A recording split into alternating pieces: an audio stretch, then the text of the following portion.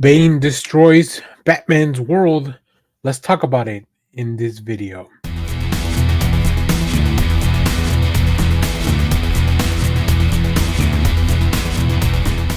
Hello, everyone. Daniel here from the Next Issue Podcast. On today's video, we're going to be doing a review for Absolute Batman number 12. This is a new book from DC Comics from the Absolute line.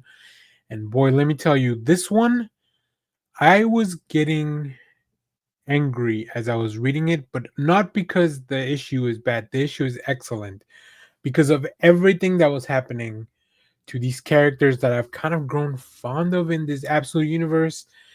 We'll talk about it. So let's get into this. The creative team, first of all, this is written by Scott Snyder with art by Nick Dragotta, Frank Martin colors, letters by Clem Cowles. This is part 4 of the Abomination storyline. In this book, Bane presses the attack. Batman is at the mercy of the monstrous Bane, and though his body has seen better days, his mind and spirit are still strong. But how much longer can they withstand Bane's brutal onslaught? Also, we'll get a really, like, before I go into spoilers, we get a really cool, I guess, first look at one of these characters that probably going to be very important to this book. So, look, I have been really enjoying this book. In the last issue, we saw that Batman had kind of transformed into something else. But Bane in this world has learned that in order to truly defeat Batman, he has to take away everything from he has to bring him back down to zero. Take away everything, his family, his friends, and that's kind of where he gets started. Man, oh man. Nick Dragotta, like, doing some amazing work with first of all the redesign of Bruce. Like, he looks very different after everything he's been through, but also there's a lot of body horror in this issue. We get some nice moments, we get some levity, but right after that, Bruce gets thrown into the deep end. It is just the stuff that Bane does to Bruce's friends, like, to Oz and Harvey and Enigma. It's just I can't even imagine how you start thinking of this. It really feels like a horrific issue. And like I said, I was just getting angry because I like these characters. I like the current relationship that they had with Bruce.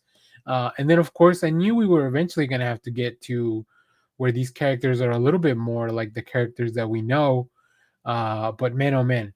Also, of course, Eddie as well, right?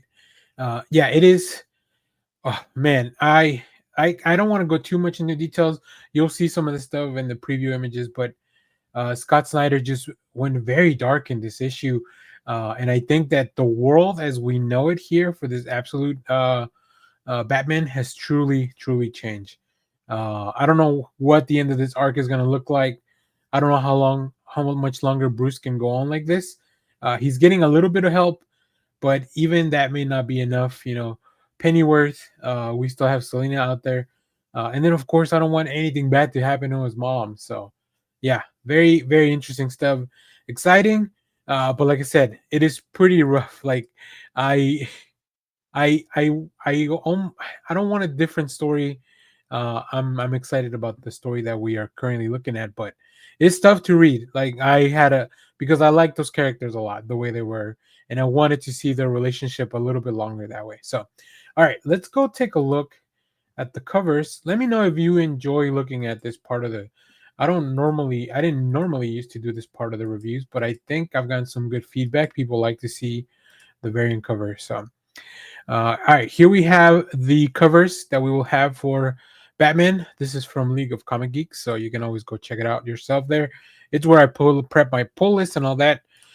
We have the main cover by Nick Dragotta. We have a Paul Pope variant that's very cool. I don't know when the last time I picked up a Paul Pope variant was. We have a Dennis Cohen, which is also really cool. Like, I love the scratchiness of the cape and the lines all across the black. Yeah, that's a really cool one. And then we have a Steven Subic Glow in the Dark edition. If you've been keeping up with DC, they've been doing some of these glow in the dark, usually by this same artist. So that's pretty cool. And I think we have a regular one as well. We have a regular black and white Steven Subic. and then some stuff without the trade. Here's the Paul Pope, and back to Nick Dragotta. So there's all the covers we have for this book.